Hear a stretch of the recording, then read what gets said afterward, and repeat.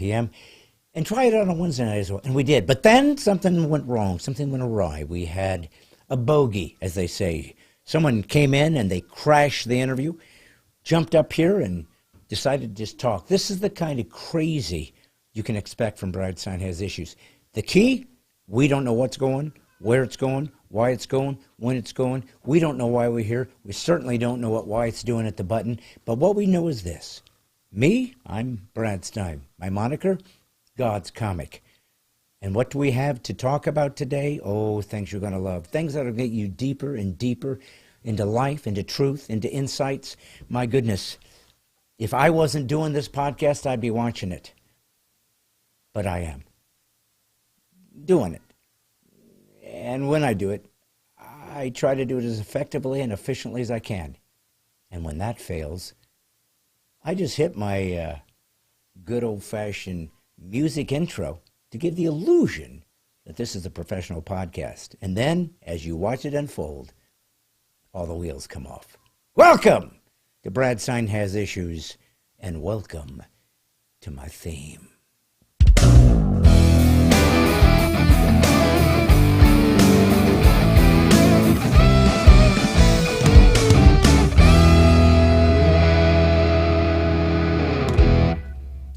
Hey, it's me, God's Comic, Brad Stine. It is Brad Stine Has Issues. It is 7 o'clock Central Standard Time, Nashville, Tennessee. This is the podcast, the one and only podcast where comedy, conservatism, Christianity collide in a cacophony of clarity. And the clarity is getting more and more clear each and every podcast, and that is that we don't know what we're doing. Let me introduce you to my son, Wyatt Stein. Wyatt is my son, my firstborn son, my only son, and he is my sidekick. Son, are you here, and why are you here? Is this the time of your life? Is that what it's all about, son? It's a time in my life, I suppose. Okay, now, I know that you work today at Lowe's. Maybe you're tired. Maybe you got a nail in your... Okay, I'm just saying. I'm glad you're here, though, son. This is our special time. We tried Wednesday, Wyatt. How do you think that panned out? About as well as I thought it would. And that means you thought it would suck? No, I thought it would be exactly the same as Mondays. Was it? More or less. It wasn't. We had a little interruption, a little odd phenomenon. Now, you're used to screwing things up from your end with your buttons or lack thereof. But I'm a trained professional of messing up. Well, you've got messing up down. You are the best at being the worst. You are efficient at being ineffective. Wyatt, you fail miserably, and you do it at the highest standards, and that's why I hired you, son. Oh, thank you. Yeah. So listen, I am so grateful that you're here. I usually like to jump right in, but I always like to say hi to folks because I figure if you're taking time out on your Monday to say hi and to jump on board, the least I can do, Wyatt, is give the illusion that I care. Don't you think? I mean, an illusion's better than nothing, I guess. Why, you know who number one is on the old podcast? I am going to guess Nick Kress. Why? Okay, come on. Why? Because it's Nick Kress. What do we call him? Saint Nick. What does he do for a good reason? What does he do for a living? Deliver toys to children once a year. Okay, but that's not his only profession. The rest of the time... Well, it's the only one he's famous for. He is famous for that profession. Wyatt, did you always get presents for Christmas? Yes. You never got stumped? Never screwed up? Never got a lump of coal? Well, to be fair, coal is still a present. It's just not a good one. Well, what if you're freezing to death? It could be save your life. It could be the best present okay, but unless you also got fire in your stocking, coal ain't gonna do you well. Wyatt, have you ever heard of coal referred to as anything other than a lump? No, not really. Is there a codger of coal? Is there a flock of coal? Is there a... I've heard vein of coal, like when it's in its ore state, when you have to mine it from the ground. Okay, now, were you ever thinking about getting into coal mining? No. Why? Well, I mean, black lung just isn't in this time of year, you know? But Wyatt, it might be something you're good at. You love swinging a pickaxe, don't you, son? Are you kidding me? Yes, I do. Who doesn't like swinging a pickaxe, breaking stones open, and realizing they're worthless inside? Most importantly, if I was at Lowe's today and needed a pickaxe, I'd be at aisle. It's in the greenhouse on the right-hand wall toward the very end. That's right. You've got it down to a science. Might, I'm not happy about this fact. If you ever want to rip off Lowe's, you could go in blindfold and steal them blind. I could, but they would catch me sighted. True. Do they have cameras everywhere, or did they? No, they have eyes. They actually have and people. They know how to use them. I'll bet they do. I'll bet they do. Do they have eyes on any aisle? Typically the high theft aisles, like tools. So they have a category, high theft aisles? Yes, they do. That's where America has gone, my friends. Mm-hmm. We now have these retail establishments that literally have to mark off aisles as plumbing, electrical, high theft. Well, I mean, we don't mark it for the criminals that's high theft, but we mark it for ourselves. And well, actually, I guess we do mark it for the criminals because we put everything in cages in those aisles. So it's pretty obvious that that's where the good stuff's at. So it's kind of ironic. It's like you have to imprison the tools, and the tools did nothing. Why? Do you consider that ethical? They know what they did. Ha! I'll bet you. Listen, let's go jump in, say hi to some folks, because God knows we love our peeps. Nick Kress is watching. Karen Farley came in number 2. That's what I have. How about you? So what now? Karen Farley. I got her as number 2. Karen Boyd. Karen Farley's 3rd for me. Oh, okay. So Karen Boyd didn't even show up here, so she obviously is laying low. Marsha Pointer Reed. Hi, Brad and Wyatt and everybody. Michael Quackenbush is back. Wyatt, we were concerned that the Quackenbush wouldn't hang on. You thought maybe he jumped in, got his feet wet, and realized, I don't like it. But he came back. What do you think it was? Do you think it was my intelligence? Do you think it was my insight? Was it my attractiveness? You know what? 2 of those 3 things. Figure out which ones. Okay. Rebecca Daly Dwyer. Hello from Bellefonte, Pennsylvania. Hello to Wyatt also.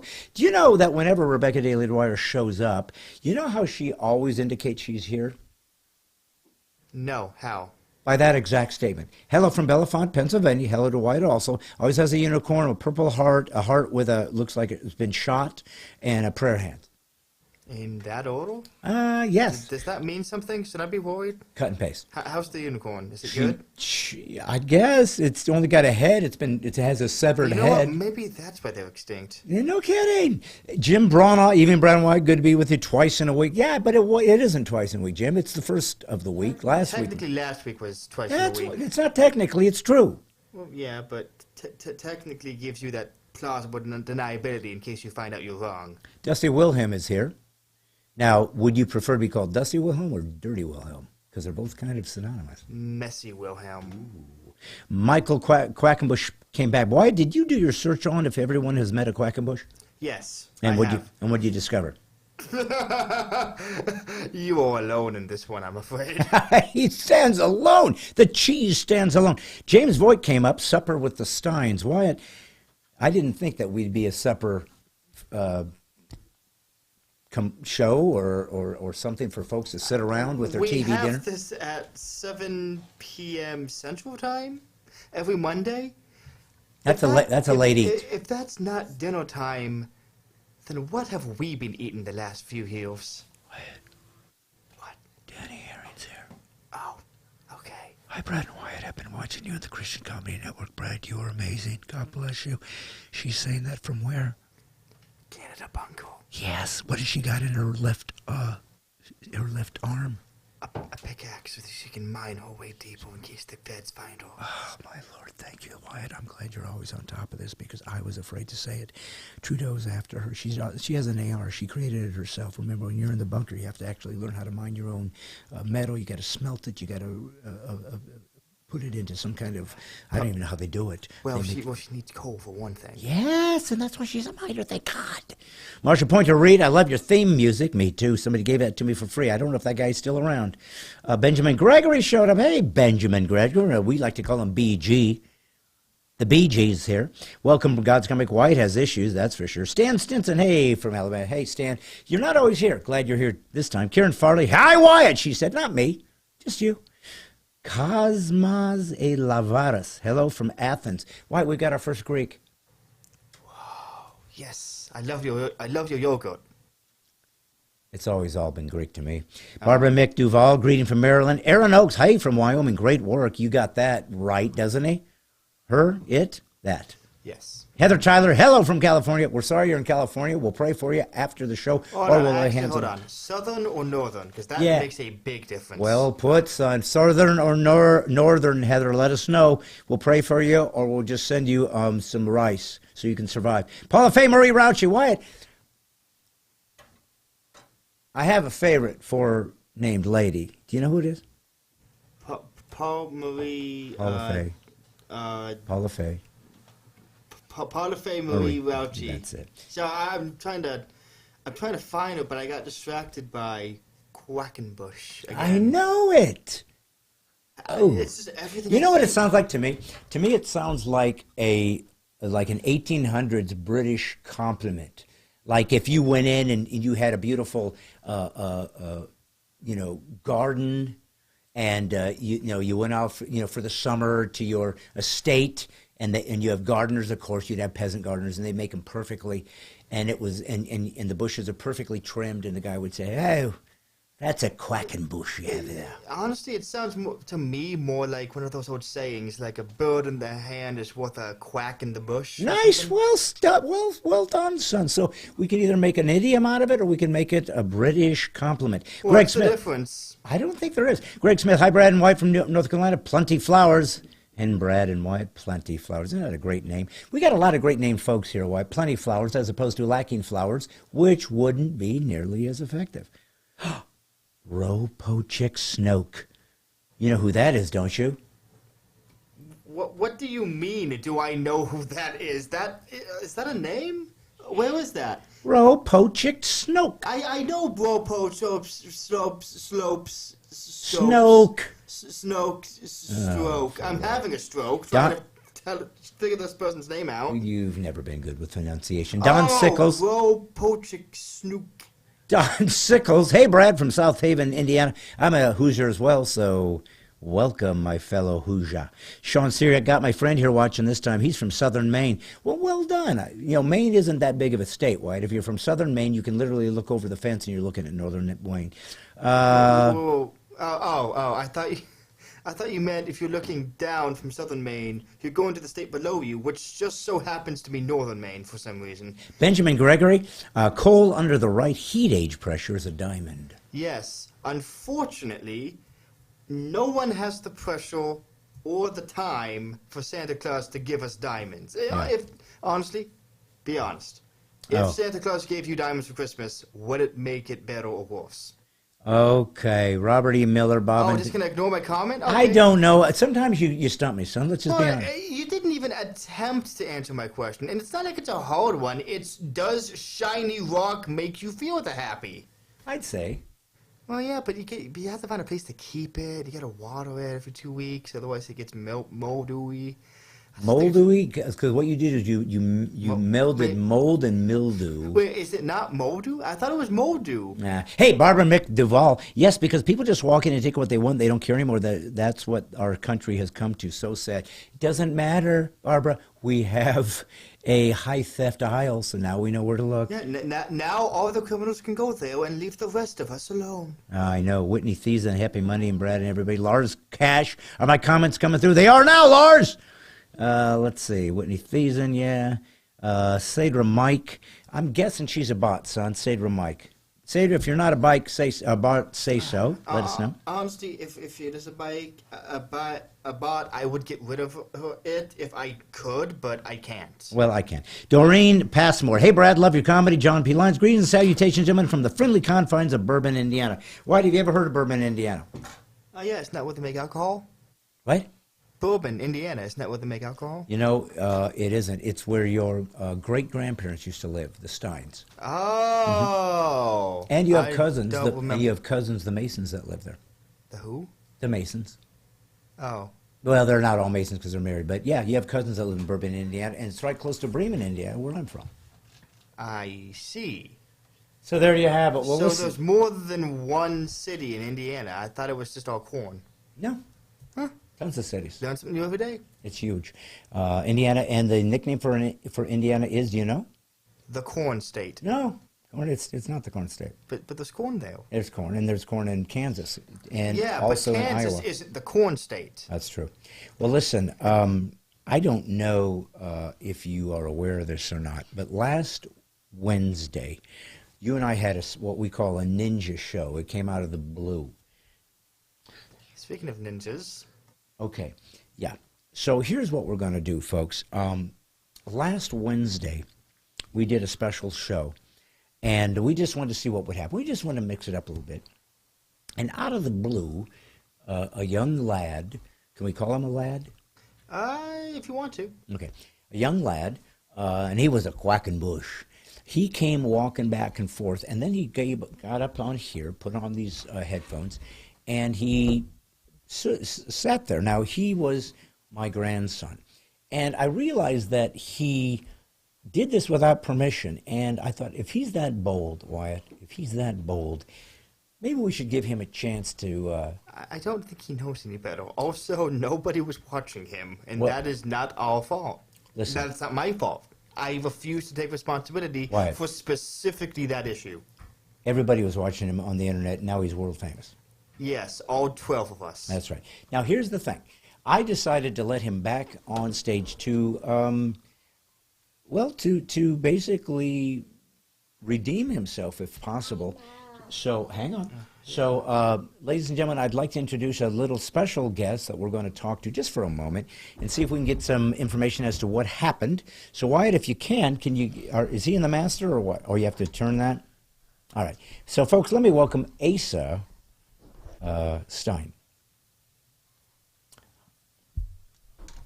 We're going to move this down just a bit so we can see you.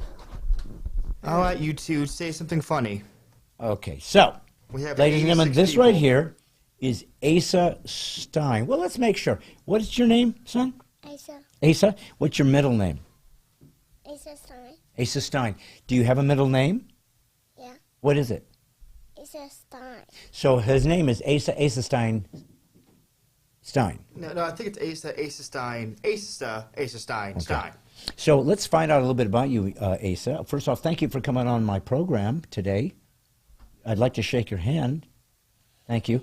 I like how he uses his left hand. It's very surreptitious. You don't see it coming. You don't expect it. And next thing you know, you're getting a left-hand shake from a 3-year-old. Let me ask you a quick question, if I could, Asa. How old are you? 3. You're 3? Now, when's your birthday? December 8th.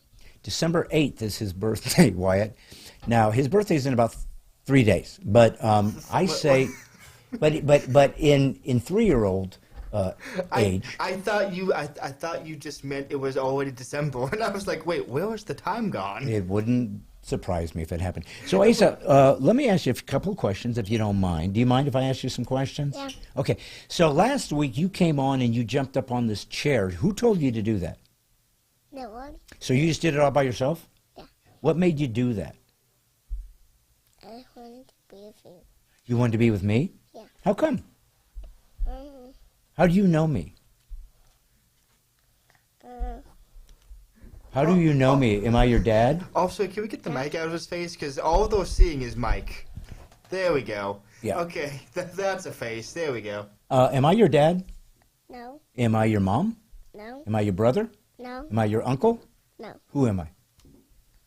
Grandpa. Your grandpa, that's right. So I got a couple questions for you before we go.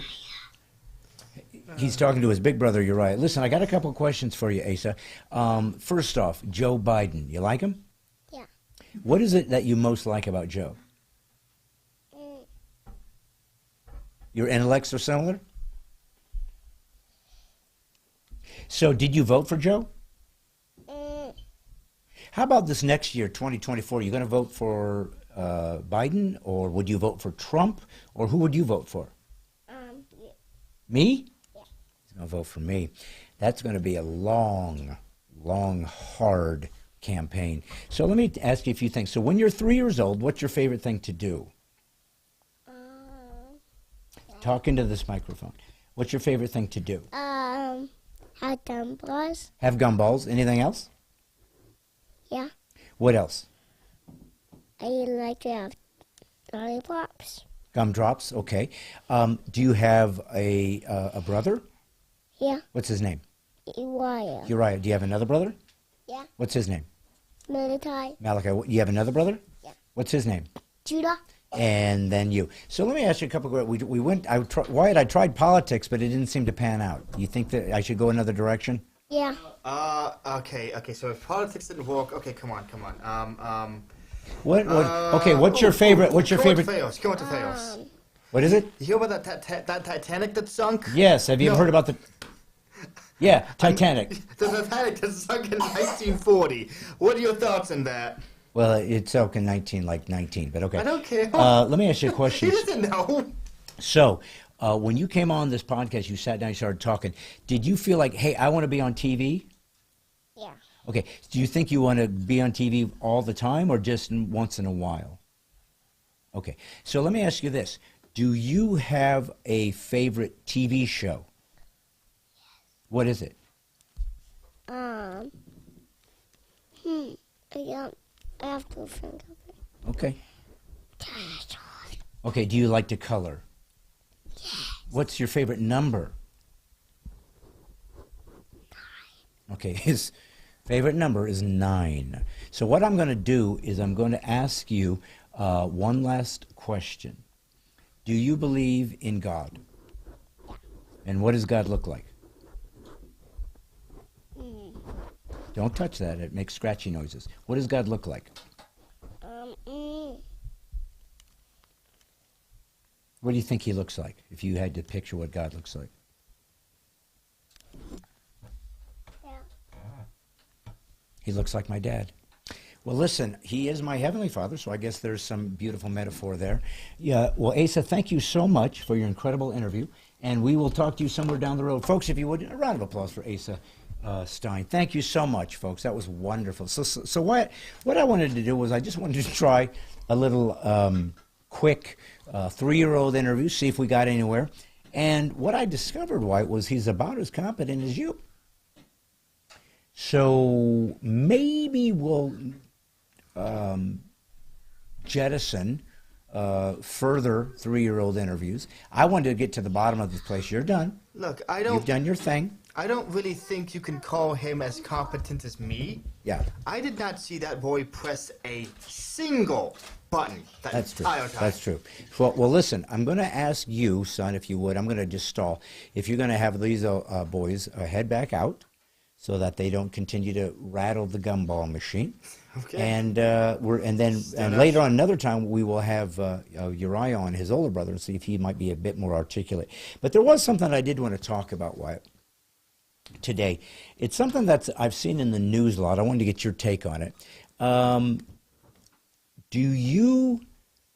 Have you heard about a lot of scuttlebutt about UFOs? Oh, yeah. Oh, yeah.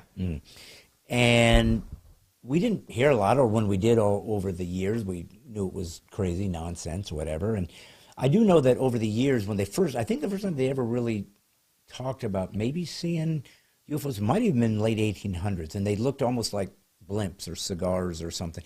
What's interesting is as culture advances, the things that they see seem to be more advanced too. So it's almost as though there's some delusion that corresponds with the age and what they consider scientific, advancements and so forth. But it seems like we're getting a lot more UFO sightings. And now there was a guy that stated that he saw remains of an alien. What do you think about that? Well, that is a very interesting claim to make, especially if you do absolutely nothing to back it up. Yeah. See, this is one of the things that's always bothered me. So they'd always have these theories that that something had landed and they found the remains of these guys and they took them and did autopsy, but they always keep it hush-hush. Now, why in the world wouldn't they share this incredible discovery with the whole world? Look, this guy came from who knows where. There he is. Show pictures. Isn't this amazing? Wonder where he came from. Maybe we'll send out some distress signals. Maybe his compatriots will come back to get him. Maybe more people will show up. But they never do. And so it just, and I've heard over the years this premise. Well, we didn't want to cause a panic. Why would it cause a panic to find a dead alien? Maybe. When have you seen anything dead that made you panic? Yeah, nothing. Oh no, there was Macy's hamster that one time. Yeah, that was weird. And then there was the goldfish. Okay. And then the other goldfish. I Yes. think we had another hamster actually. Probably. And then Max. Oh, the rabbit that run wild and ate our cards. Hated me. That rabbit. He did, Wyatt. How I never knew a rabbit was capable of hate. Oh, he despised That you. that rabbit growled at me. I didn't know rabbits could do that. I had to pay for counseling and therapy from 6 months just to try Okay, to. you laugh, but I no joke had that rabbit growl at me like it was about to pound. Don't stop laughing. Do you think it's serious? Do you think that it's because you were so mean towards animals? No, what? Are you kidding me? No. Like a month after we got him, before he even really knew anyone, I did that whole thing where you play dead in front of an animal to see how they react. Yeah. And I thought, it's a rabbit. They're herbivores. He'll probably just curiously wander off. No, this bunny casually approached me when I was pretending to play dead, bit me and ran. Once again, did not know rabbits could do that. Yeah. They have teeth. Yeah, but they're also herbivores. I didn't think they were accustomed to biting flesh. Wyatt, you were dead. Thus you were Rabbits are not scavengers. Wyatt. They don't eat dead things. Hear me out. You were dead. Okay. The rabbit observed that, realized that you were brain dead, and when you're brain dead, you are a vegetable. Okay, I do not need this from you right now. I was traumatized, and you are not helping me right now in my time of need. He thought you were a big sack of cabbage. Well, I do look the part. You do have a cabbage-esque. I do. Why is that? And the point is, all the people out there who've never seen you, never will, are trying to picture how does someone look like a cabbage, and that's frightening. And you know what's gonna be funny is now I'm gonna run for this. Next week I'll be carrot shaped, Here's another and thing. the week after that I'll be egg shaped. No one will know because I've never seen you. Honestly, if people make fan art of this, I'm just gonna be in a breakfast in the background, There you go. pressing buttons. There you go. Well, here's one premise I wanted to postulate when it comes to the UFOs. Okay. So here's the deal. A, if there was another being, he's not in our solar system because there's no life that we've ever found anywhere close to our solar system or in even the universe. As much as we have been able to see stars and planets and whatever, nothing seems to be able to have life. So wherever it came from, maybe it had to come through a black hole, a wormhole, another dimension. I don't know how it would work. I don't know where he came from. But let's just say he was in a universe that's attached to ours, but it's so far down we haven't seen it yet, okay? But he made it to here in an aircraft or spacecraft that has to have some kind of propulsion that allowed it to go trillions and trillions of light years. I mean, the technology that craft would have had to make it that far into the trillions and trillions of miles, right, is beyond our comprehension. The ability for the material, the metal, the whatever it is, that build that to allow it to sustain meteor hits or radiation. It'd have to get through all that. And the ability of propulsion to get it through there, unless it was able to literally, like I said, burst through another dimension or something. So again, a technology so advanced that these guys are smarter than we can imagine. They are more equipped to accomplish things. We are just like basically amoeba in intelligence compared to these guys. They're that amazing. They finally made it to Earth, right? And they crashed. How did you crash? You made it this far through impossible odds, and you couldn't land the stinking thing when you got here? I always liked the theory that What are the odds? I always liked the theory that they were shot down because it implies that this hyper-advanced civilization with the most technologically advanced technology we've known got beat by people who just basically threw metal tubes at Projectiles. a tube. Projectiles. And Right. literally, we just fill explosives in the tube, chuck it at them, and it worked? They say that, you see it, the thing hovers. It doesn't affect by gravity. Hovers, and then can just split seconds take off. I mean, the speed of this thing somehow got gunned down by an F-16 With shooting bullets at it. If it got shut down. Yeah. But my point is this. Can you imagine having traversed multiple dimensions, black holes, wormholes, in the most advanced spacecraft of all time, and when you finally reach your destination, you're wrecked? I just find that to be counterintuitive You also to the intelligence we're prescribing this guy that got this far and didn't put wheels or some kind of landing device on this highly advanced piece of material. We never find the pieces. We find a little thing here or there, and we found pieces of the flesh, but we don't show it. It's all bull crap, Wyatt. I also like how 99% of them find their way into America. Yes, Nowhere else in the world. and they always end up in a woods, end up at a trailer park. Or the desert. It's Nevada. always a place that you would think if they came all the way here, they'd be interested in us. Why don't you go land in a city and say, hey, we're here and we're taking over? Do something that makes sense. But no, we wrecked. We finally getting cracked. Hey, we well, just checking in. Did you make it to? Sorry, we blew up when we landed. I'd say that's a fail. I wonder why they didn't send a rescue party after the aliens. Or are they just like, oh, Tim, oh, he crashed again? Yeah, don't bother. Just find somebody else to do it. Why? And they may have, and we shot it down. I guess, but like, come on. They keep At some point, wrecking. you learn to stay away from the planet with explodey sticks. Yeah, well, guess what? Guess who didn't learn? Tim the alien, No? crash landed in Nevada. There is a system that explores this constant futility of advanced races that continue to crash. Matter of fact, they made a game out of it. It's called Pikmin. Oh, I think that Constant crashage. I think, yeah.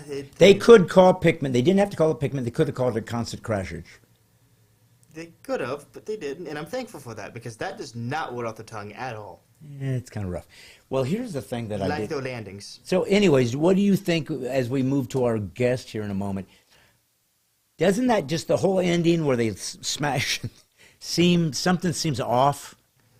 Yeah, it definitely feels like, why are they choosing this moment to suddenly be like, oh, by the way, aliens? And right after the COVID thing where they're suddenly taking, and all of a sudden we got to seed the clouds. We got Bill Gates decided let's dim the sun. Now all of a sudden, oh yeah, and by the way, aliens. I mean, if this isn't like, and by the way, all the people in America and around the world, but I'm just talking about America, that's my territory, that wore the mask and the double mask and triple mask and is on their 5th booster right now and have myocarditis and can't imagine where it came from. They're the ones that will listen to the aliens and say, tell us what you want us to do. How much of our constitutional rights must we give away immediately? How many of our fellow citizens must we turn in? Please tell us what to do. How many vaccines do you want us to inject? What shall we wear? What do you want us to do? Yeah, there's a whole bunch of them in this nation who will quickly bow the knee to the aliens. And I don't believe in aliens, son, and they might exist, I just don't. But I believe in demons. What if it's demons?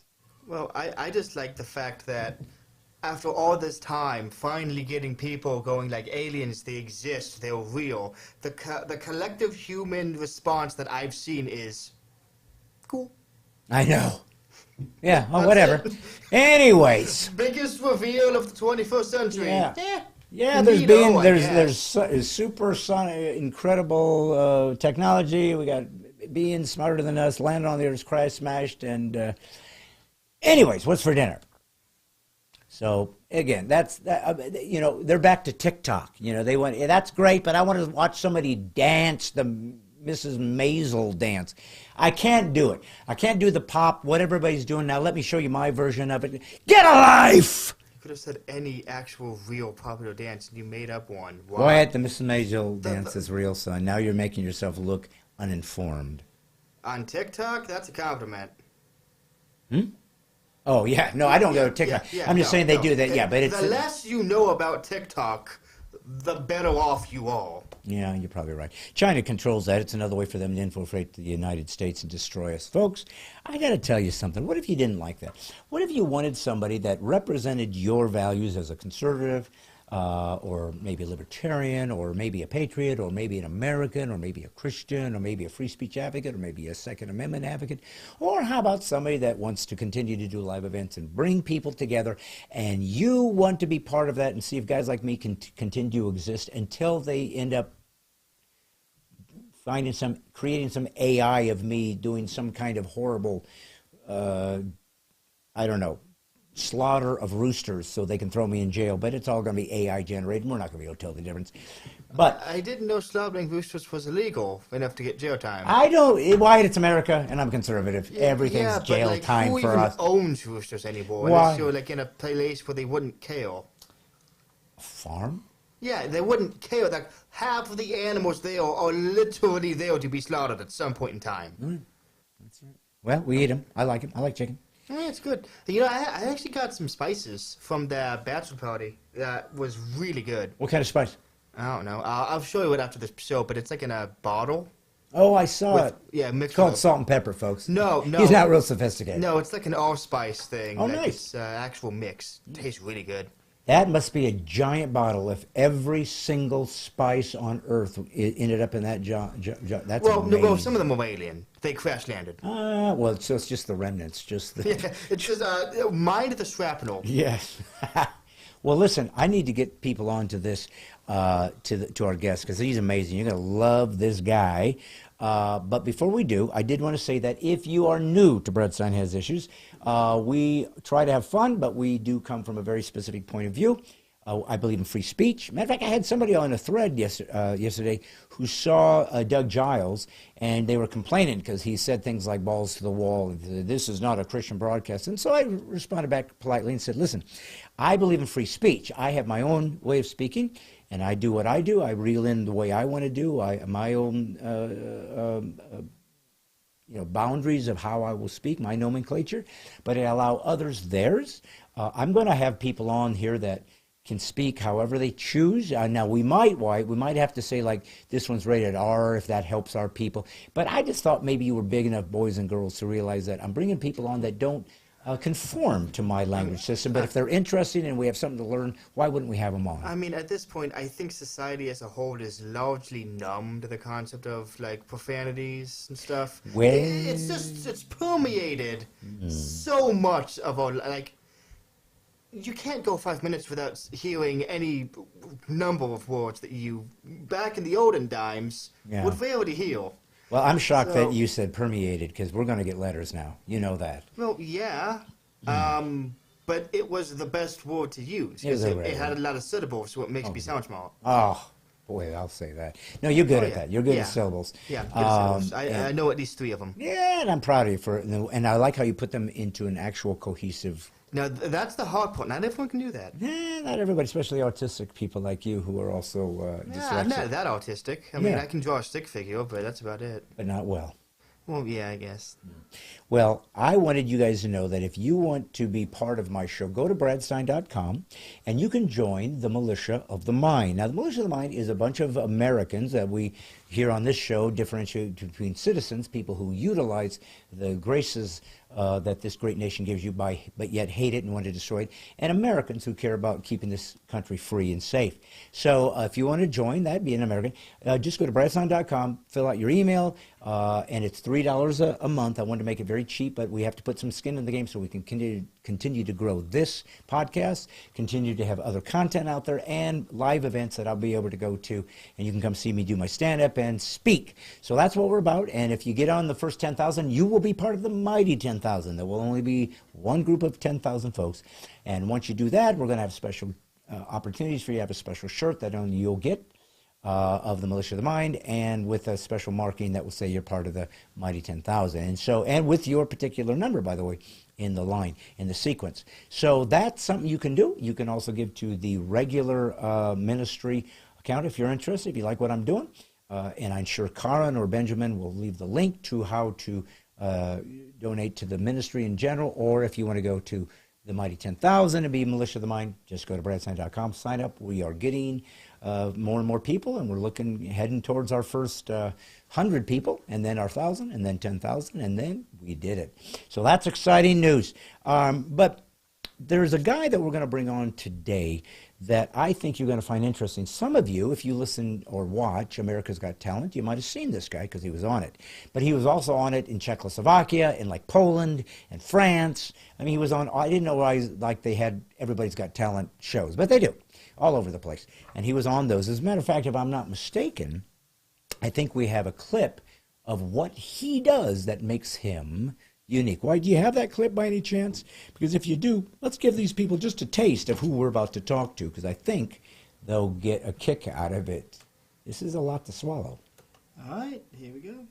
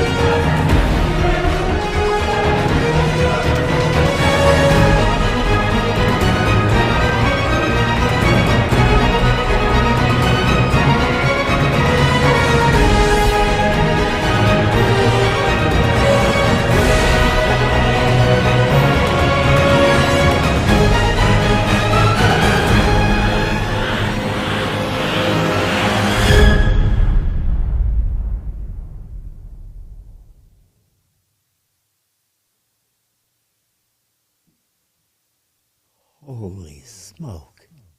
Why, did you see what he did? He did the knife in the mouth and It wasn't a the knife, it was a swallowing. gigantic sword. It was how you sorted it. You I didn't even know held it's it there, not and then that he suddenly fell down into the... I didn't even know his esophagus felt that big. I know it!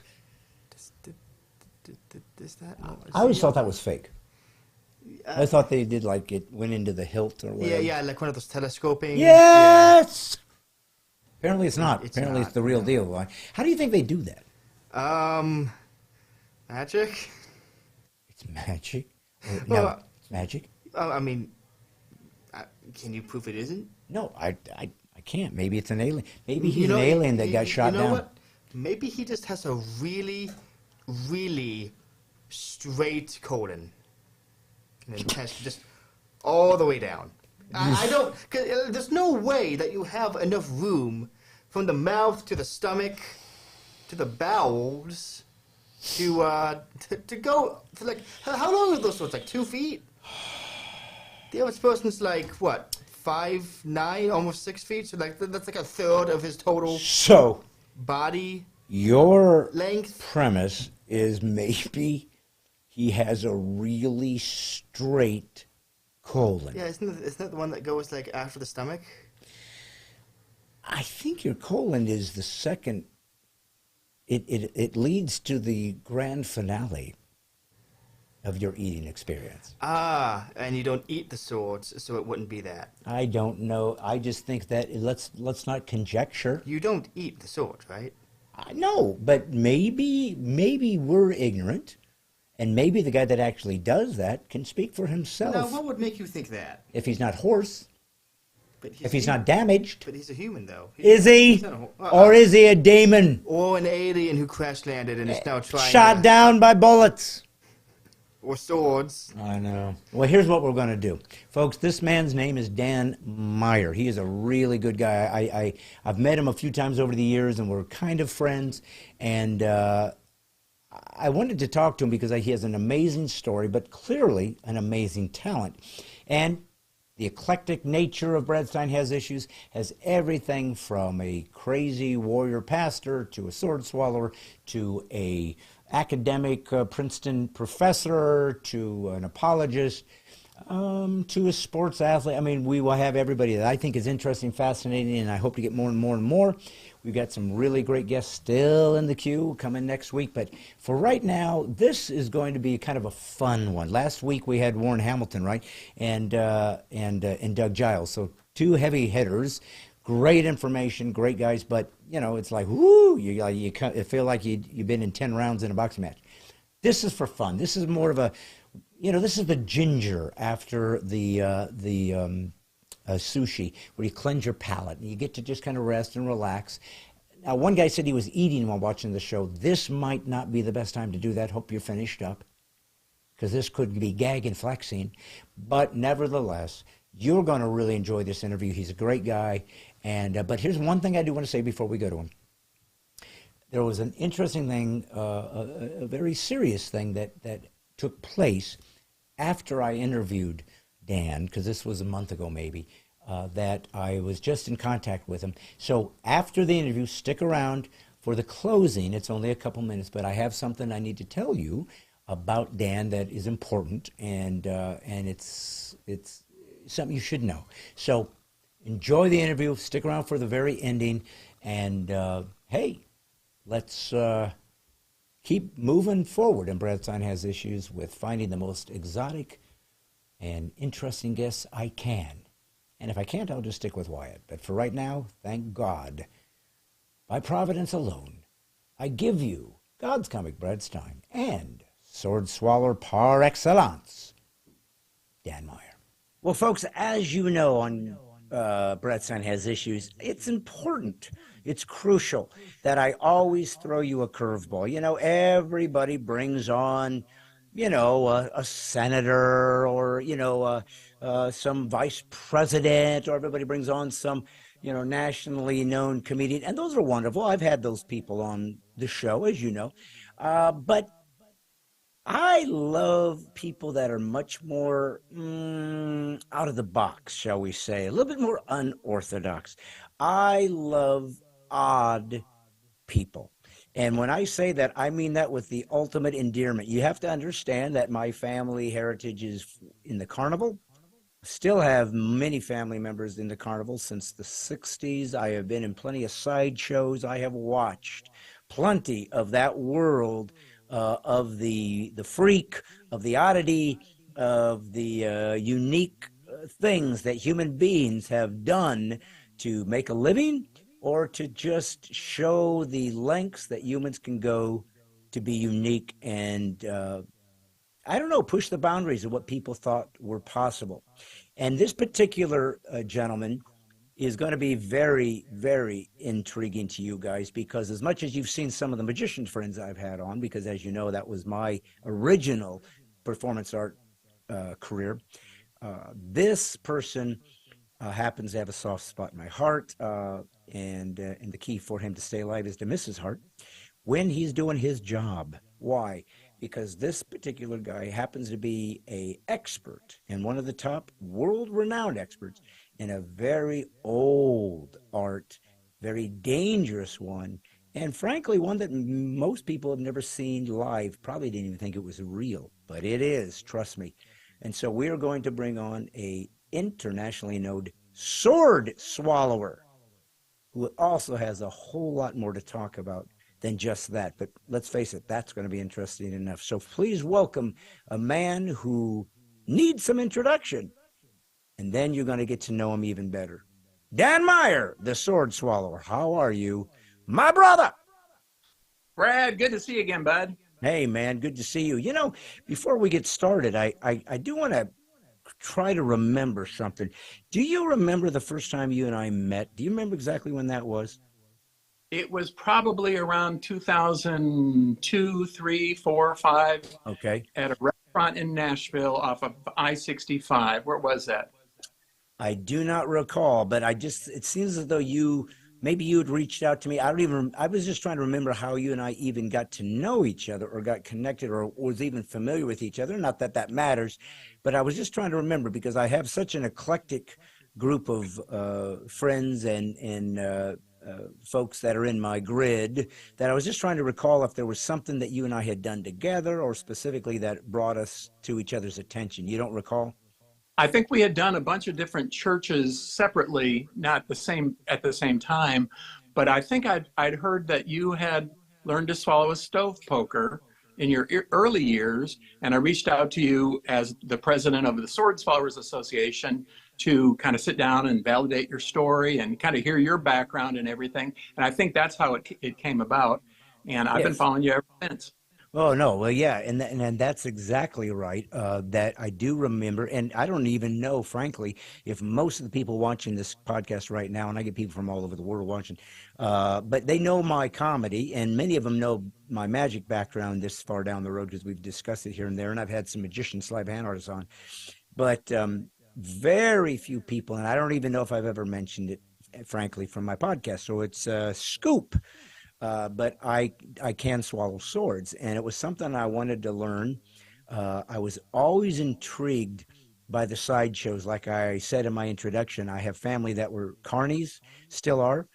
So I remember going to the carnivals, circuses, seeing the freak shows, the sideshows, and I loved them. That was just so interesting to me, and I wanted to meet all those folks.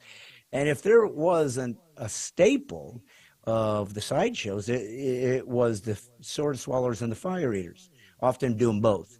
And so I just remember that I thought, I want to do that. And the reason I wanted to do it, Dan, was because I felt like how many people in the world can swallow a sword? It can't be that many because it's really hard. And I Right? thought to myself, if I can figure this out, if I can do this thing, I get to be in this elite group of people by which thousands of years of a chain of those who have done this particular unique form of entertainment, or who knows what it was done originally. Probably shamans were doing it, or was some kind of you know ceremonial thing. But I just wondered if I could do this thing because I thought if I can pull that off, I will be in elite company. And sure enough, I did learn. I was scared. I remember there's very little literature on it that can teach you that because I think everybody's just scared that if they try to teach you and you screw up and kill yourself, that they're going to be responsible.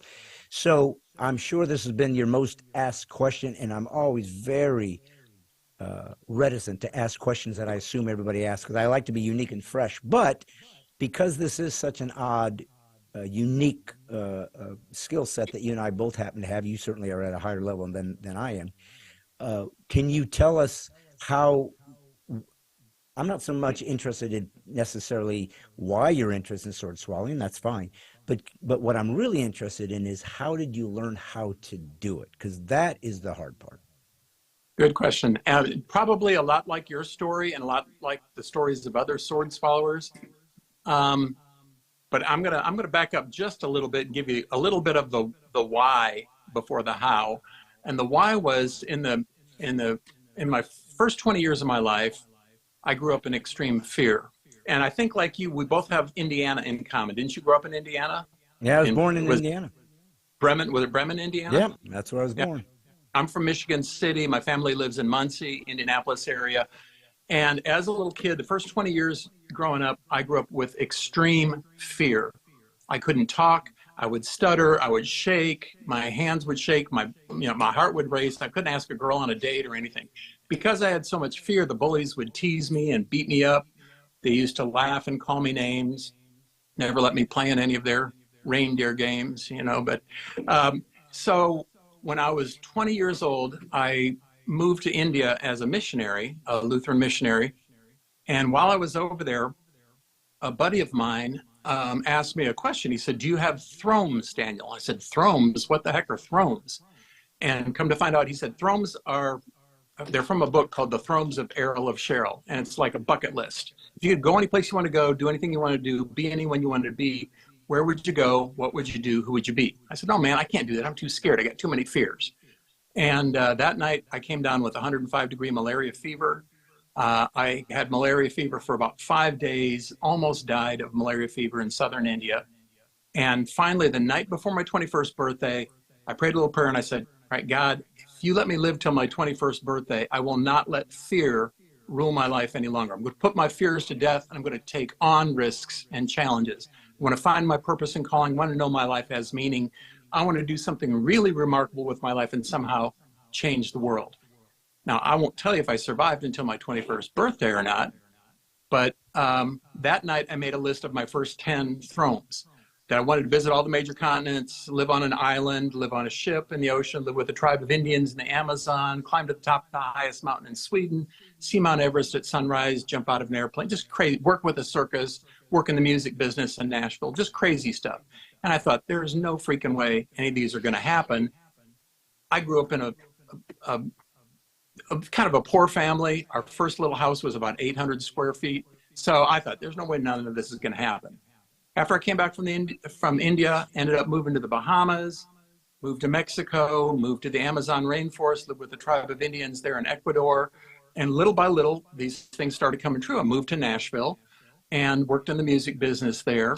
And I learned clowning, juggling, fire eating, stilt walking, glass eating, all these circus and sideshow skills, which I did around Nashville. Ran the Nashville Jugglers Club down in Centennial Park there for about 20 years.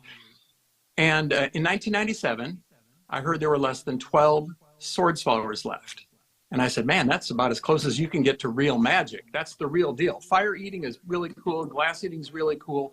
But sword swallowing is really difficult." So I started researching it. I thought, I'm going to reach out to those 12 sword swallowers and see if I can get some tips from them. Nobody would give me any tips. One sword swallower came to town, George the Giant from Bakersfield, California, was out at Centennial Park performing at Exit Inn that night. And I said, "Give me some tips, man." And he said, "I'll give you 2 tips. Number 1, it's extremely dangerous. Number 2, 29 people have died. Don't try it." Well, guess what I did? I added that to my list of thrones and began practicing 10 to 12 times a day, every day for 4 years, a total of about 14,000 unsuccessful attempts, 14,000 failures before I got that first sword down in 2001. And then I think you and I met up a little bit after that as I was assembling the Sword Swallowers Association. So to answer your question, sword swallowing started about 4,000 years ago in ancient India, in a place called Andhra Pradesh, in a tribe called the Kandadora tribe, where it was passed down from father to son for year after year, probably because they didn't have Netflix back then. They binged swords instead. But and that's where I had seen it firsthand as a 20-year-old kid. And now God has me doing this for my full-time calling in 55 countries around the world. It's just amazing how that came full circle and came back, all the way to where it had actually started. Now I love going back to India, taking sword swallowing back to the Indian people and blowing their minds. So I gave you way too much of an answer, but that's kind of the backstory of how I got into it. No, not too much. That's, this show is your story, not mine. They know me. I just find it interesting because, again, it's such an odd skill. It's just odd. It's just because it's almost like, why would anybody even want to do it anyways in the first place? Because it's counterintuitive to the natural biology of a human, which is designed to not. It's your gag reflex is designed to keep you from choking and whatnot, not getting something shoved down your throat. You're designed not to do that. And you literally have to overcome that. And what happened with me was I had read a couple, because of my magic background, I had a lot of literature. And some of it was on sideshow stuff. Some of it was on maybe circus stuff. I think I had Monster Midway, which was the name of a book that I had bought from the 40s from Gresham, who also wrote Nightmare Alley. I Yep. also had, let's see, what else was a book? I think there was a book, Indian Magic, perhaps. Maybe it was Indian Magic, something along that line. But the few books that I had found was very superficial on trying to describe it. I mean, fire eating, I've always said to people, fire eating is like 5% skill and 95% mental. You just have to believe you can do this by shoving fire in your mouth. Sword swallowing is 95% physical and 5% mental, because there is a literal biological element you're designed to not do what you're doing. And Yep. so that is the hard part. And I just thought to myself, well, how do I do it? And they would talk about putting your head back and kind of tickling the back of your throat. And then it would kind of, just very not well. I mean, if you're really trying to learn it, that wouldn't be the way to do it, because you'd kill yourself, because it really they weren't giving you information. And I didn't have a sword. It's like, I don't even know where do you how do you do this? I went to a hardware store and found a 1/4 inch, 3/4 inch dowel rod, filed down the end so it wasn't sharp. And that's what I used, because I didn't know what else to. So I started with a cylinder. Matter of fact, most of my career when I did it, it was a cylinder. I never had a sword. I only recently, maybe a year or two ago, I found some sword swallowing maker guy and had him make me some. And for the first time after 20, 30 years or more, I finally swallowed a sword. I'd always swallowed a cylinder. Yeah. So you were a cylinder swallower. Then, yeah, apparently. cylinder swallower. And I don't know if one is harder than the other. I think that sword swallowing in general is interesting, because to me it was kind of like juggling. It's like, look, I can juggle 3 balls. Oh, no, look, I can juggle 3 clubs. Oh, look, and after a while it's like, I get it. You can juggle.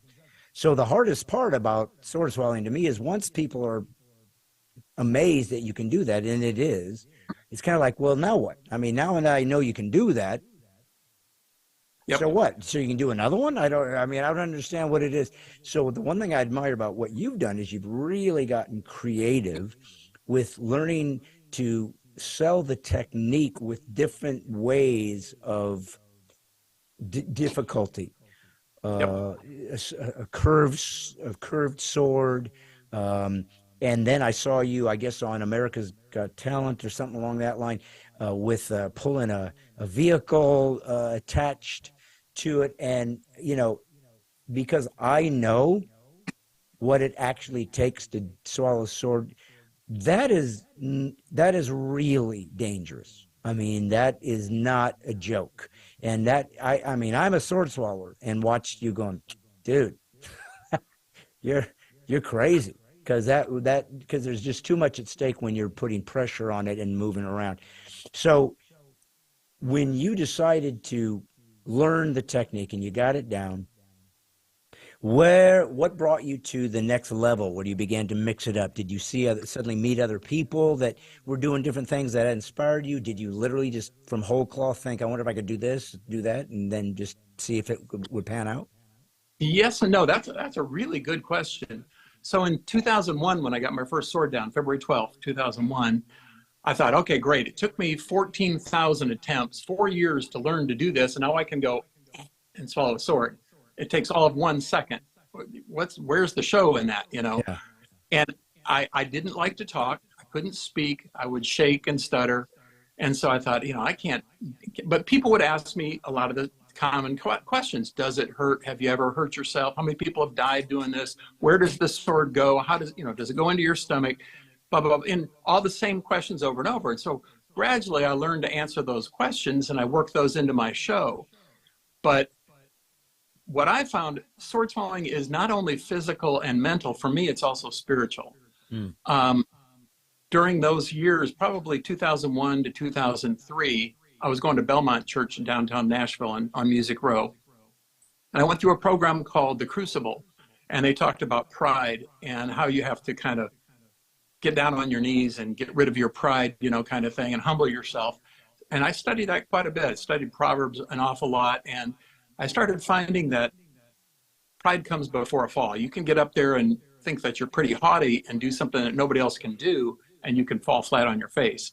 And so sometime during that time, I learned to humble myself. And now I've made it a point, I can't perform unless I get down on my knees and humble myself and say, okay, God, this is not about me. It's not about showing off. It's not about the swords. It's about you. Somehow reach somebody, touch somebody, bring the right person up that I can be an answer to their prayer or whatever. And this is even during secular shows. I did that just before I went on America's Got Talent. I got down on my knees. They had called me the day before that. I didn't even think I could do it. And they said, we want you to pull a car. I'm like, well, what kind of car? They said, I don't know. We'll find something by tomorrow morning. I'm like, I don't know if I can do this. And I ended up waiting. I got up at 6 in the morning and went till about midnight that night. Hadn't eaten anything. Wasn't sure if I could pull this off. And I got down on my knees and I said, all right, God, this is not about me. It's about you. If I fall flat on my face, that's okay. But I want you to be glorified. And suddenly I got this peace and I could go out on stage and I could do what I did. And it went viral. It went to hundreds of millions of views, that particular video. And then I got called to do the same thing, to pull a car for Italy's Got Talent and France's Got Talent and Israel's Got Talent. Australia's Got Talent twice. And now I just did the finals of Sweden's Got Talent last week. I got the golden buzzer for them and did them last Friday over in Stockholm. And so it's been just a wild ride. But the one thing that I learned was, it's one thing to just stick a piece of metal down your throat. That's really difficult to learn. But as you well know, it's not about showing off. It's about entertaining people and making sure that people enjoy something and maybe even take a little gem of truth, something that's, worthwhile in their heart that they can take home with them. So I studied, I was a juggler at the time, and I was juggling. I remember I was juggling down in Smyrna, Tennessee, at, I guess it was Nissan or Saturn, one of the company picnics down there. And we juggled for 8 hours. It was just juggle. And every time you'd stop to take a break, the lady that was booking the thing, she would look at me and I'm like, okay, juggle. And I'm juggling, but am I entertaining people? People would just kind of give you the golf applause, like, oh, that's pretty nice. And there were 2 of us, we would pass clubs, or 3 of us would pass clubs back and forth. And then a friend of mine, Tom Foolery, comes out and he's on the tall stilts and he's up there high-fiving people. And I'm thinking, the dude's not even breaking a sweat. But he got a tall unicycle out. He pulled an audience volunteer. He's holding onto this bald guy's head, trying to climb up on the unicycle, gets on he gathers a crowd of about 200 people, gets on top of the unicycle, and he says, throw me that club, throw me that axe, throw me that bowling ball, that egg, whatever he had. And he got all these different things up there. And by this time, it had taken 15 minutes for him to get up on top of that unicycle. And then he finally juggled the knife, the bowling ball, the egg, the torch, whatever it was that he juggled, under his leg, behind his back, for about 10 or 15 seconds. And I'm like, whoa, he juggled for 10 or 15 seconds, but he entertained those people for 20 minutes and he gathered a crowd. And I said, it's not about the trick. It's about reaching people and communicating with people heart to heart. And so that became my focus. I started studying TED Talks and dissecting TED Talks. And I met Hans Rosling, the guy who had the #1 TED Talk in Stockholm. He was also a swords follower. And he was one who encouraged me to do a TED Talk. So I researched TED Talks for 5 years, finally did my TED Talk in 2014 in Netherlands. And it got a standing ovation. It went viral. Right now it's the #1 most translated TED Talk in the world out of 200,000 TED Talks. It's called Cutting Through Fear at TEDx Maastricht. And it went over really big because it wasn't all about sword swallowing. It was about overcoming fear and doing the impossible. I gave the audience something that they could take home. And my theme for that was, the impossible is not impossible. And that's kind of been my theme through all my shows. So yeah, there's a lot more to it than just sticking a piece of metal down your throat. That's the easy part. Then putting an entertaining show together for an hour and a half, that's really difficult. I make sure that each one of my swords, when I swallow them, they have a different insertion, a different removal. Some of them are slower than others. Some are faster. Some are, so they're not the same. They're all completely different. And then I've gone from swords to hedge clippers, giant straight razor, serpentine sword, curved sword, car axle, 1929 Model A car axle is really heavy, and then ultimately pulling the car and those type of things. So it's been a fun challenge, kind of like you try and take your act to another level and really give people something that when they go home they think about you for days or weeks or months and go yes. So yeah, no, I mean, and clearly, I mean, I got to hand it to you because honestly, I don't know that any other sword swallower has accomplished as much notoriety and built enough of a brand to sell themselves like you have. And that's quite an accomplishment because, like you said, you figure out a way to entertain people with a very difficult thing to do. But once they know you can do it, it kind of loses its luster. It's like, because the first part is, see, that was one thing that bothered me the most about shorts. So my learning, I don't know how long I tried to learn, but I found a book finally in a magic store called How to Eat Fire and Swallow Swords. Now, one of the reasons I was afraid to swallow swords was I was afraid it was going to eliminate my gag reflex. And I thought, well, crap, if I ever have to choke and I don't have that anymore, then I'm going to choke to death. So it's like, maybe I shouldn't do this. So I picked up this pamphlet, and it was going to be a literal in-depth analysis of how to swallow sword, which I'd never found before. And he said, now you're going to have to overcome your gag reflex. He said, don't worry, you'll still have it. I still choke when I brush my teeth. That's all I had to read. It's like, okay, yep. As long as I know I'm not killing, I'm not destroying my bodily function that it's supposed to do, then I'm cool.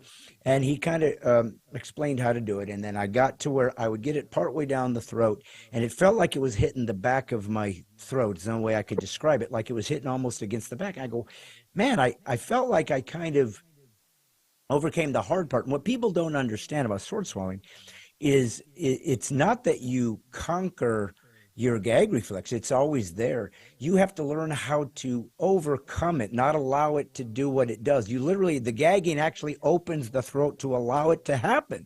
But you overcome that from not going into convulsions and in the inability then to, and that's what your mind is circumventing your biological reaction. And that's the part that is so difficult. Yep.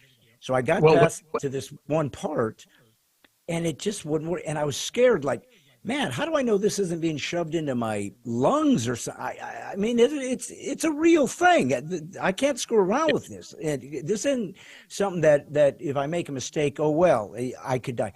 I happen to know a local doctor at a walk-in clinic. I walked over to this dude's house. I said, dude, I've been trying to shove this thing down for a year. And I know enough to tell you, I did it for, hours, and tears coming down my from gagging. Like, people go, what do you do? Why would you even want to do that? Because you're gagging. That's right. I went to this doctor. I said, man, I feel like I get it partway in and it gets stuck. Could you just watch me? And just so I feel like I'm not going to kill myself, because there's a doctor, he said, hey, man, I don't want a lawsuit for malpractice. I said, all I want you to do is watch, because I feel like I'm getting it partway there and it's not. So he watches, and I start getting out. I get stuck to the back of the throat. Yep. And he comes in and he goes, oh, no. And he starts moving it towards the back, what I thought was the wrong area. I thought, no, I need to pull it forward. He goes, no, move it back. Next time I go, it went through, and I go, in my mind, I'm like, I did it. I know what's happening now. I've found that space, because you have to find it. The spot. You have to find that spot and have your mind know where it is, and then learn how to open your throat. I mean, again, you and I are just talking about something we can do, but it is so difficult. And I was so careful about wanting to not hurt myself while doing it. But one thing that bothered me, go ahead. I don't know if you had, go ahead. When I was learning, same thing. I would hit what we called the bump. I was working with another guy, and he was trying to learn too. He was in New England. And we would compare notes back and forth. We kept saying, boy, that sword would come down. It feels like it's hitting a bump in the back. We called it the bump. Like, it felt like there was something sticking out that it would hit, and it wouldn't go past that. And we learned, don't push it. You don't want to puncture anything.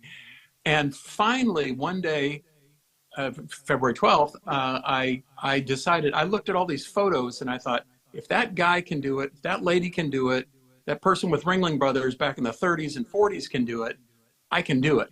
And I adjusted my my posture in my mind, adjusted my attitude.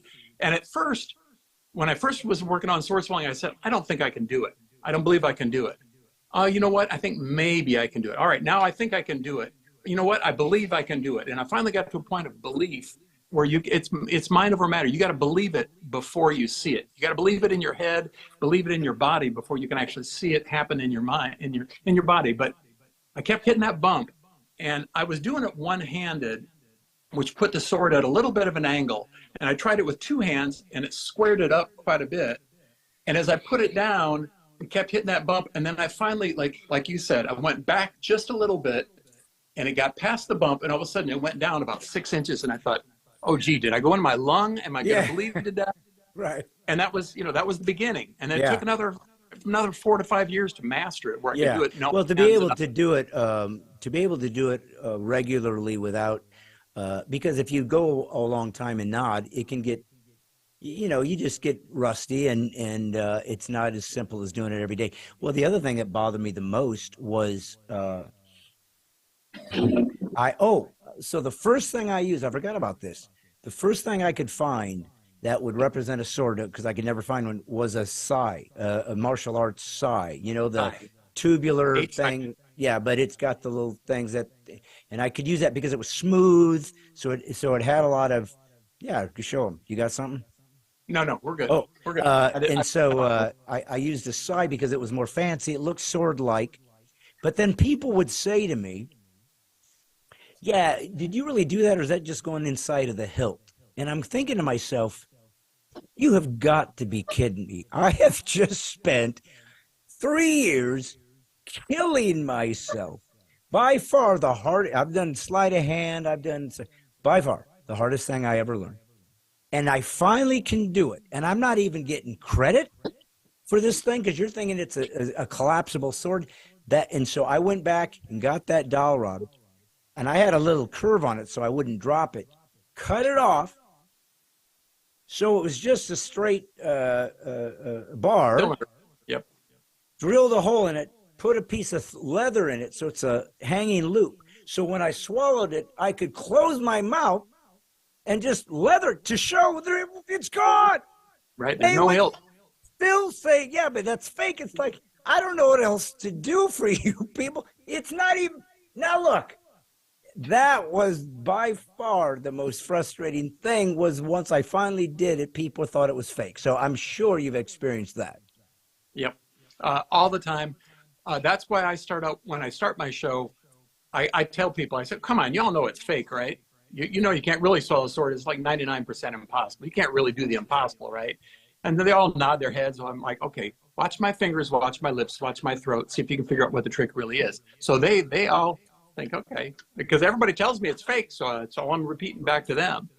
So I swallow a little curl up sword first, and they're covering their eyes, and I'm making all kinds of sound effects with my stomach, and I finally pull it out, and it curls up, and it backfires on me. And they all point at me and go, I knew it was fake. Then I swallow a telescopic sword, and I do it behind my head sideways like this, I kind of turn and wink at them, and they're like, I knew it was fake. And then I do it down the front and let it tell, and I show them those first. Yeah. And then I say,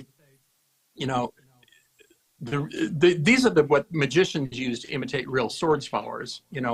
People always say, why do you show the fake swords first? I said, the reason I show the fake swords now is so that you'll believe the real swords later. And then I show them the real swords, and they can see there's a huge difference.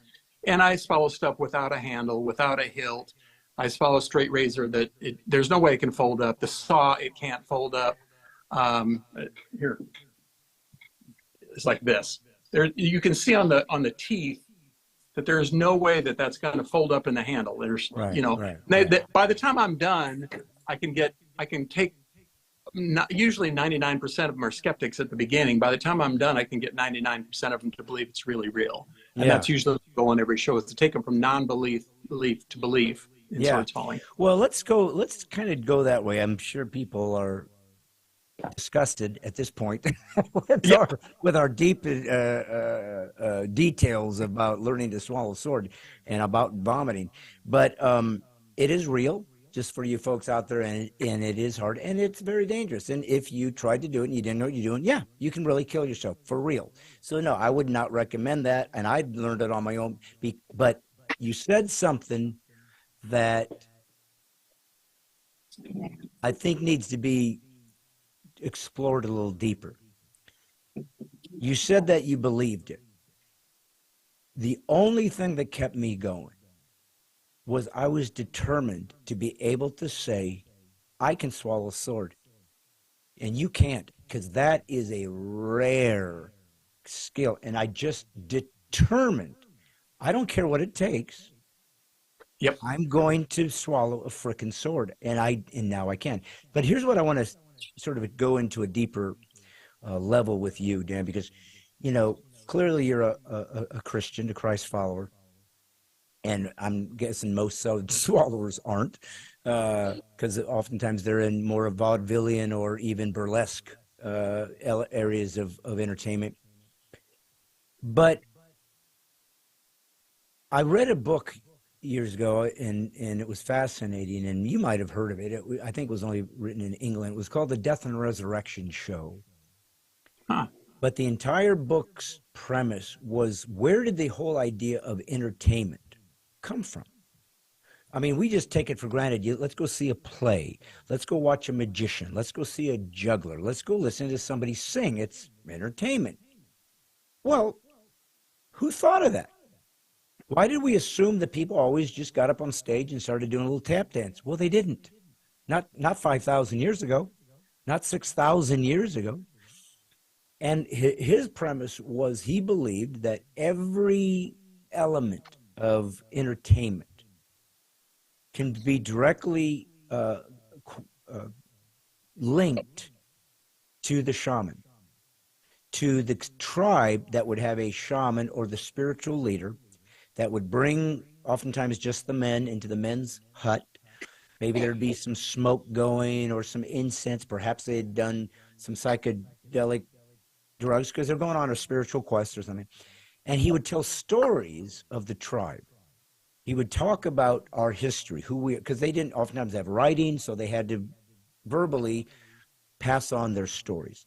And part of the way that he would validate the stories and enhance the stories was by perhaps doing a magic trick where the leaf begins to crawl across the floor, maybe using a horse hair or something like that. Or perhaps he would, they had some powder he could throw into the fire and it would burst, or they would sing chanting songs.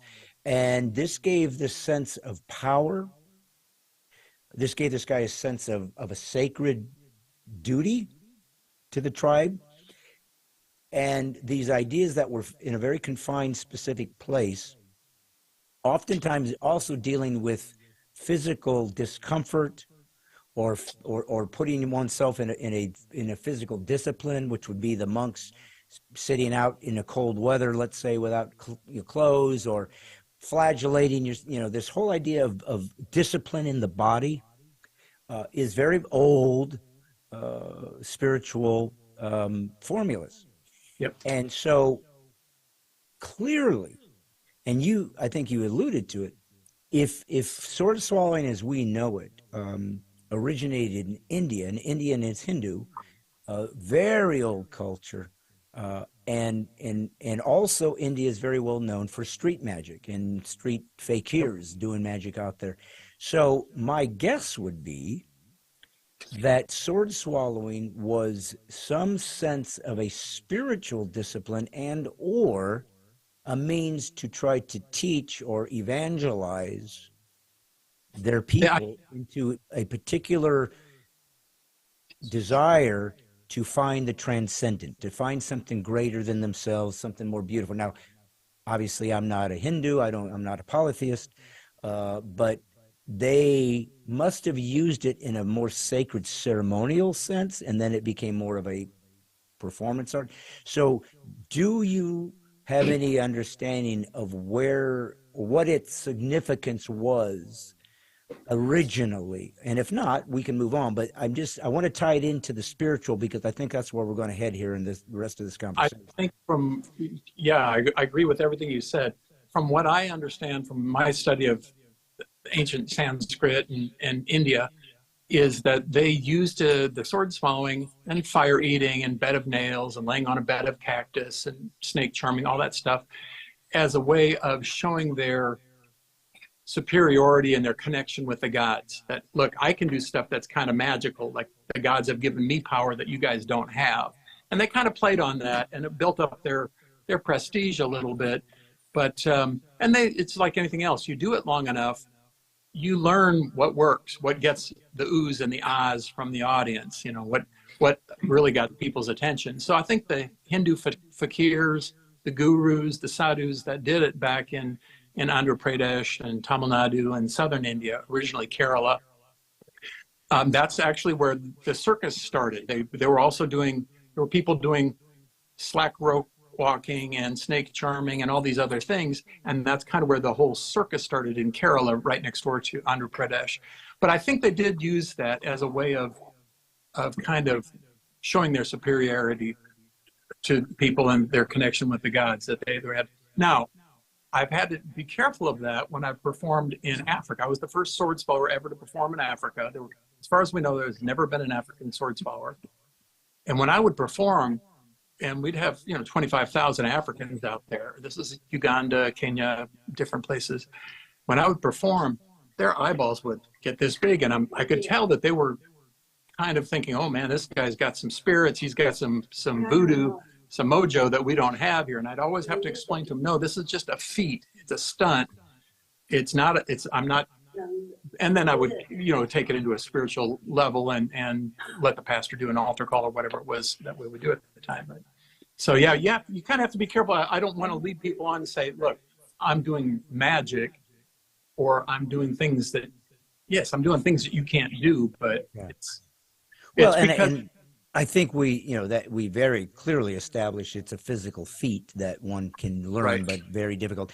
But let's go back to what you have done with that. So you said that you were very frightened around folks, very shy. I don't know if it was agoraphobia or if there was some other clinical definition for what you were suffering, or if you were just a super shy guy. I don't know, but somewhere along the line, you reached a spiritual place of your life, a place where you felt there was something that was more important, greater, more purposeful for your life, and that the things that you were doing, perhaps to give yourself confidence, perhaps to give yourself a sense of courage,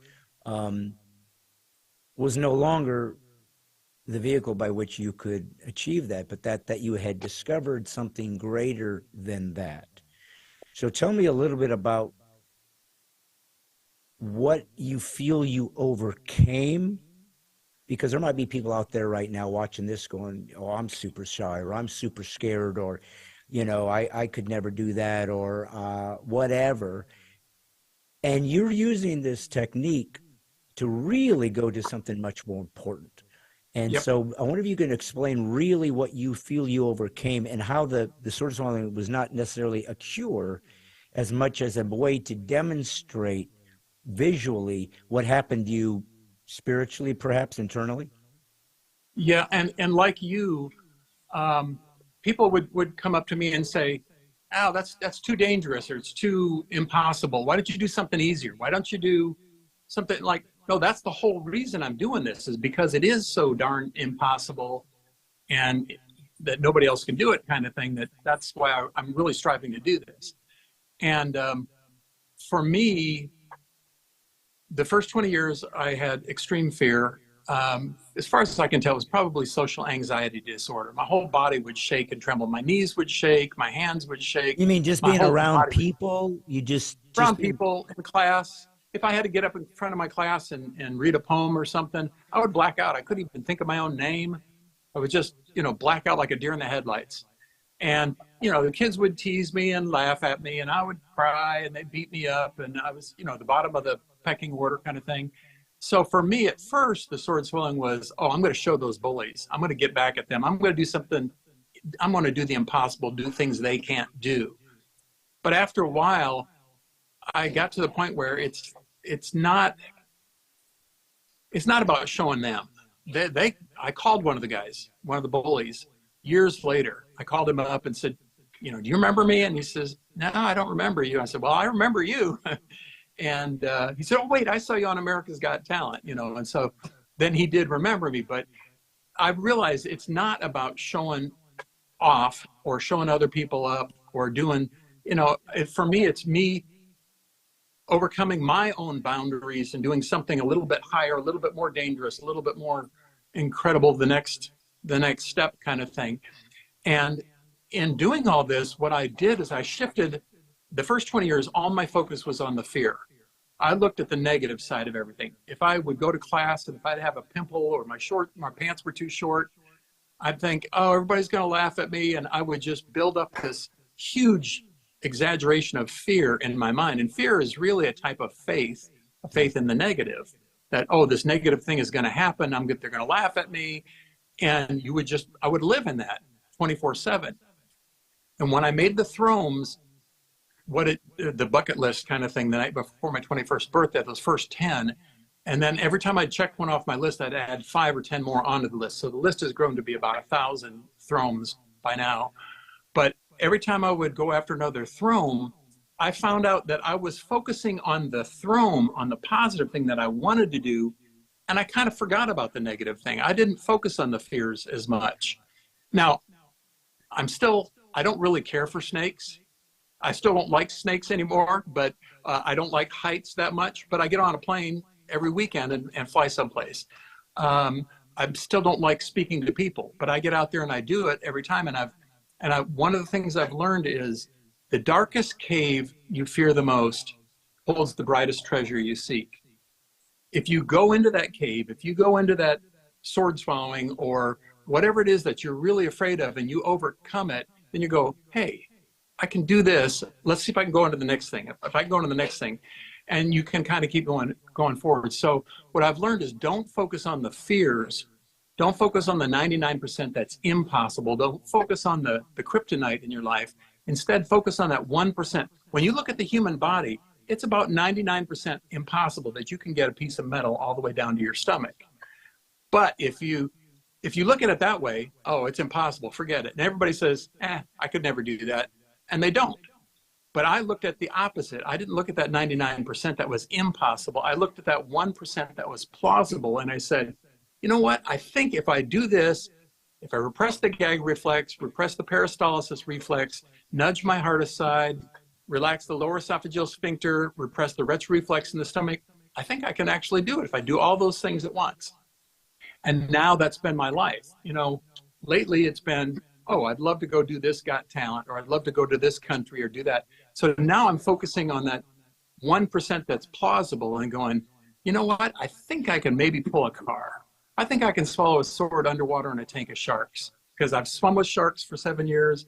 I had swallowed swords for 7 years. Let's see if I can put those two together and do them both. So now I've learned not to focus on the fear, on the negative, but to focus on that 1% that's possible and just figure out a way to make it possible. And then when you do, go on to the next one. Yeah. So that's, I don't know if that answers kind of your question, but the faith has to be not in the fear, but in the future. Yeah, for sure. And like I said, when I did it, it was, but I have that personality.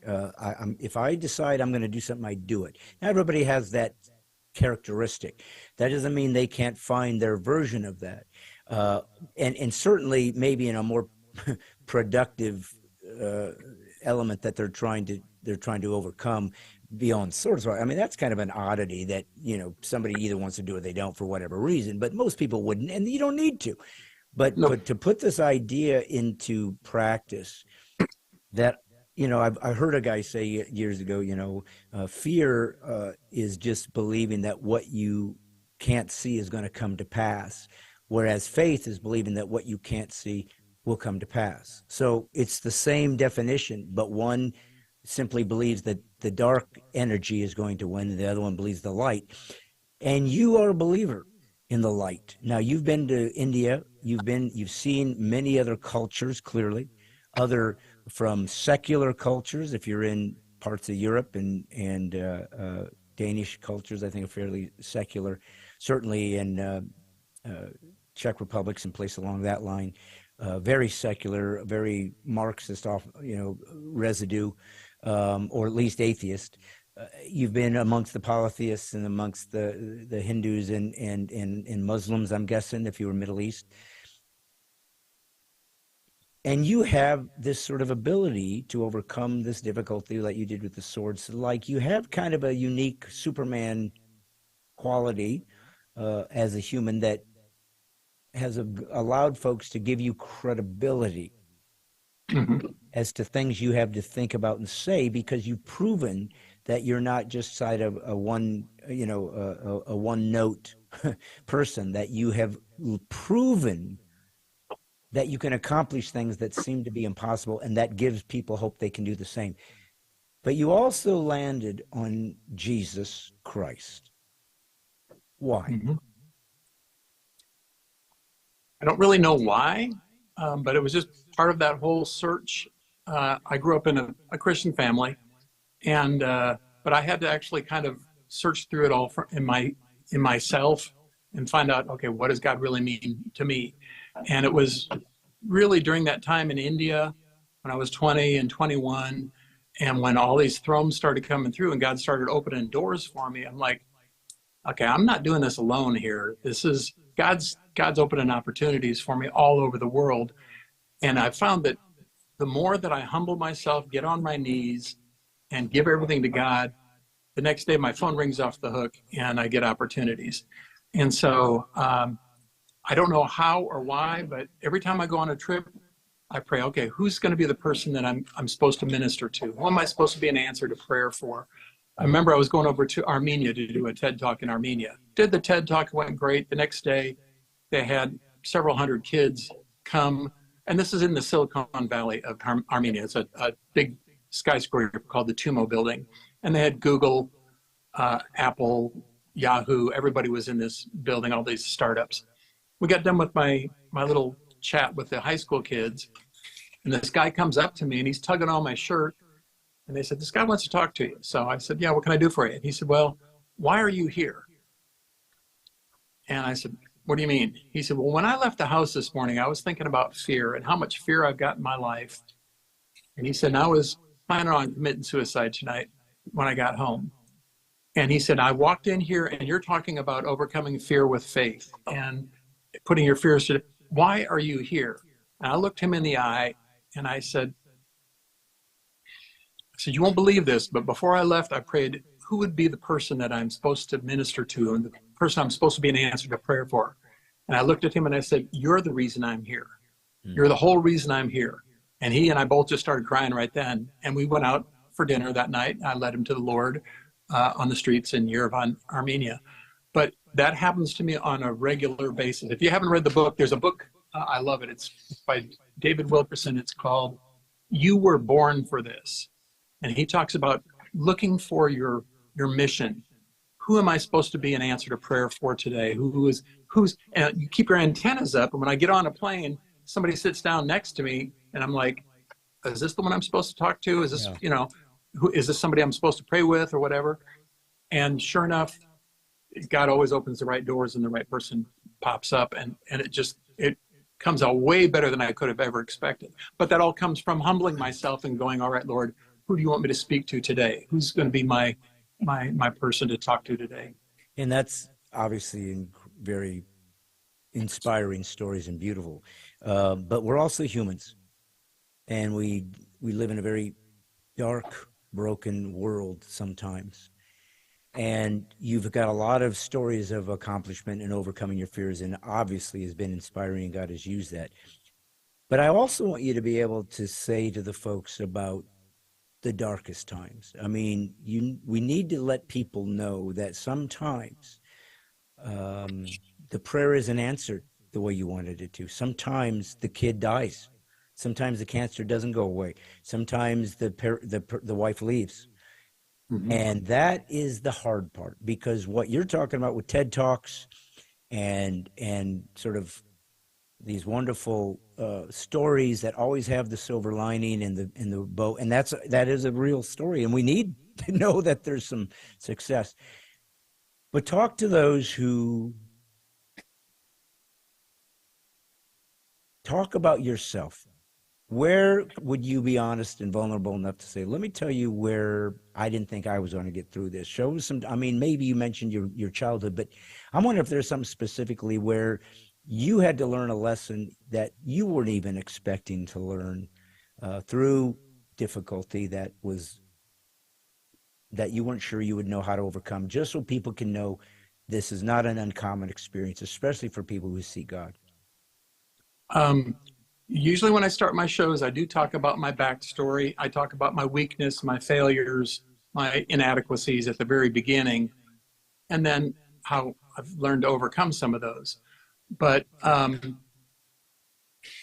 as my life has progressed, as each chapter of my life has grown, I've always prayed for, okay, God, what's my next step? How can I reach more people? What do you want me to do now? And just a few months ago, I went over and did Australia's Got Talent. Had a blast doing it over there. I came back from Australia, had a great fall season set tour-wise, and I came back and was diagnosed with cancer. And so for the past 5 or 6 months, I've been fighting cancer. I've lost about 40 pounds. Wow. And for me, it's a whole nother way of doing the impossible. It's like when the doctors told me I had cancer, instead of falling apart, I went, oh, goody. This is going to be a great miracle for God to pull off, because I can't wait for him to beat this cancer and to end up glorified in this whole thing. Oh, this is going to be an even better, ending to my show kind of thing. Yeah. So lately, the past couple weeks ago, I was doing La Paz County Fair here in Arizona. And at the end of my show, I would say, the really remarkable thing is not that I can do the impossible, but that God can do the impossible in my life. And I was recently diagnosed with cancer, and now I'm believing that God is going to do the impossible. That, he's going to get the glory for this. Mm. And people would come up in tears and they would share with me their stories, that how they have cancer or whatever, and they would pray for me right there on stage. Yeah. And it was just, it's been a really, this didn't quite answer your question, but yes, it's a weakness. It's a fear. It's something that I'm struggling with right now. And I'm doing everything I can to fight it. And right now we've got, of my 5 tumors, 3 of them are shrunk down and are no longer cancerous. The other 2, we're going to find out in a few weeks. If all the treatments I've been going through, I've been on IV drips for 8 hours a day, on all kinds of machines, on chemotherapy, different things.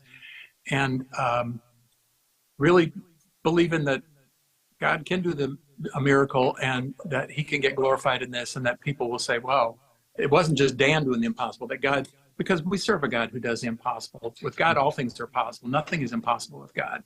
And so I'm eager to see what he's going to do in that sense. And for me, I don't know if any of your listeners have cancer or things that they're struggling with, but look, if this scared, shy, skinny, wimpy kid from Indiana can do the impossible, if God can do the impossible in my life, then he can do it in your life, no matter what you're going through.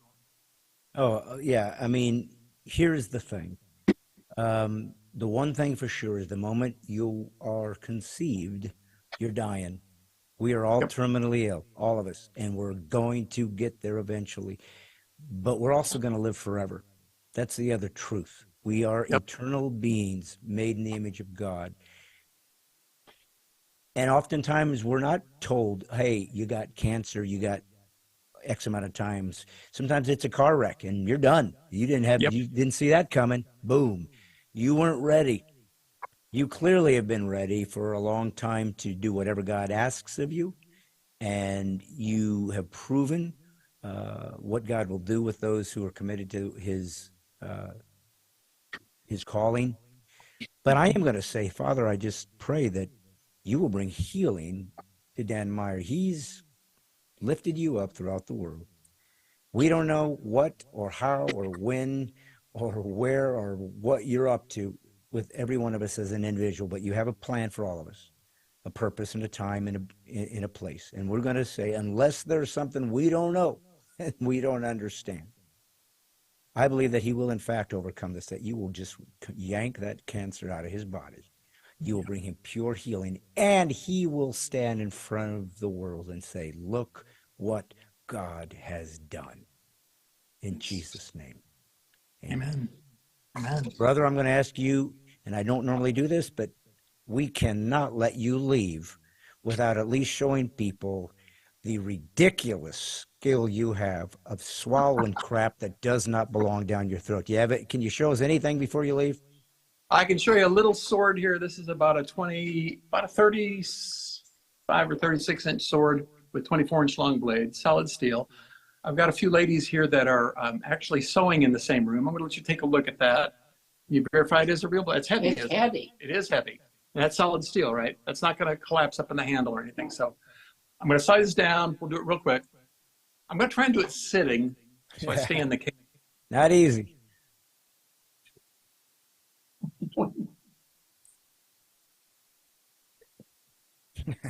Yeah.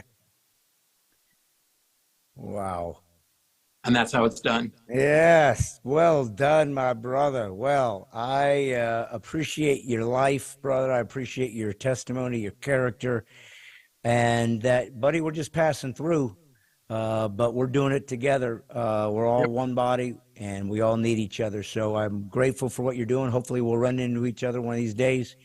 I'm grateful for what you're doing. So during COVID, I studied stand-up comedy with Rick Roberts and Jeff Allen and Brad Upton and some other dry bar comedians. And I've studied a lot of your stuff, and you're an inspiration to me because for me, getting up on stage and just using words to entertain people, that's difficult. There is a whole lot to it. And I'm certainly not nearly to the point where you are, but I've enjoyed doing comedy clubs and working a lot of church. Probably 50% of what I do are churches, upward programs, that type of thing. And would love to share the stage with you sometime, or next time I'm back in Nashville, we'll hook up and connect. Absolutely. And we'll go out to that same restaurant for dinner again and swallow a stove poker or something. Yeah, so, man. No, I would love to do that. Let's do some damage for the kingdom while the getting's good, brother. Amen. You got it. Thank you, buddy. I wish you well, and can't wait to hear the testimony when God has completely rid you of this nonsense, so you can get back in full steam. You got it. God bless you, Thanks, brother. Thanks. Great. Appreciate it. God bless you. Well, I always promised you guys that I would have an eclectic group of people to talk about, and as you can see, that guy is quite unique and has done a heck of a lot in his career for being a sword swallower. I don't know if there's ever been a sword swallower that's made more of a name for himself, has marketed himself as well as he's done, and has gotten on such large platforms as him. Great guy, as you saw, good man. But I did tell you guys that I had a little special announcement. So since we did that interview, Dan has been diagnosed with some cancer. He's got mainly in his colon. Apparently, he said that they got like 3 of the tumors kind of non-cancerous, but he's got 2 more he's dealing with. So he's going through treatment right now. You know, this is the reality of life. You see a guy up on America's Got Talent, and he's doing these crazy things, and it's amazing. And you just figure, you know, what a fun life, what a charmed life, and certainly was and has been a great life for him. But the reality of your life is we're all going to die, and sometimes before we get there, difficulties and challenges hit us, and this is his. And I just decided, you know, and I don't know if I've ever done this, but I believe in God. Not do I believe in God, but I live my life presuming that Jesus Christ is exactly who he said he was. He's God. And so I thought it would be good if we as a group, whoever's left, and us, and whoever watches this as it gets shared, praise for this guy. He's a good man, and that's what I'm going to do right now. Lord, I just thank you, Father, that you will bring healing to Dan, that this is going to be an even more amazing story after everything we heard about him and his growing up and the things he conquered and got through. And now he's got this challenge. Well, Lord, you're the healer, the physician. We ask that you will bring complete healing to him, completely set him free from this so that he can go on around the world, continue to perform, and continue to let me tell you what God has done. And we're going to ask you for an amazing miracle in his life. And we thank you that this is how we live our lives, the supernatural naturally, and believe that you will do the miraculous when we've done everything we can. In Jesus' name, amen. Folks, as I've told you before, I am out doing more and more shows live. I've got some different type of another live show that I'm crafting now that I want to put together. This is part of what the donations are for. There are general donations for my ministry is one thing. And then there's also the militia of the mind, the mighty 10,000, first 10,000 people. That give me $3 a month to be part of a community of people who are going to stand for freedom, religious liberties, and the hope that maybe America will return to the God who was honored when this great nation was started. So if you want to participate, if you want to be part of the mighty 10,000, I love for you just to go to bradstein.com and you can fill everything out. It's very simple, just your email address and sign up with a card, and it's done, and you're in. And you'll get eventually access to the T-shirt, and I do, like I told you guys, I figured out a way to overcome the numbers that you need to have as to who you are in the pecking order of being part of the militia of the mind. And of course, my regulars have already signed up, and soon we will be giving you your rewards. If you get 10 people to sign up, you could donate it. Go spend $360 and give it to 10 different people under their names, fill out their emails and so forth. That's another way you can do it too. But I'll give something special for those who get 10 people to sponsor, or just get 10. And just let me know. I'll trust you. And we'll just fight. As I said, this is a podcast that tries to not only talk about things, but proactively see if we can change things. I hope you enjoyed this. I'm going to continue to have interesting guests like that. Because of my magic background, I have access to some really unique people, as well as the senators that we've had on, as well as the academics, the philosophers, theologians, everybody. And hopefully soon I'll be getting some atheists and everybody else. I want everybody on board. I believe in free speech. I want to see if we can actually find something in common, even when we are clearly coming from a whole different perspective. But this is me. I hope you enjoyed the show. We will be back next Monday. Why are you going to come back next Monday, or you decided that you're done? You've had enough. Lowe's is your life. Nah, I'm joining the vital strike, actually. I didn't even think of that. Don't worry, we'll have your guest this evening fill in for me. I'm sure he knows how to press buttons. Well, you know what? He was wonderful today. He was an incredible interview. He was smarter than most of the politicians that we've seen. And I think you're right, White. I think next week we'll move him from the interview seat and we'll let him produce the episode, because no matter how bad it is, Wyatt, couldn't be worse than what you do. I'm honestly curious if the audience will tell the difference. I don't think they can. The only difference they know is that when all the podcasts settle and the dust has vaporized away, the only one that is issue-driven is Brad Stine Has Issues, with my son Wyatt Leroy Stein and me. This is God's Comics, signing off. Remember, PC-free is liberty. If they say you're politically incorrect, you say thank you for the compliment. I'm not doing a lot, and I don't know how far I'm going to go, but while I'm here, I got both guns blazing, and all I'm doing is putting the woke back to sleep. Join me. See you next Monday.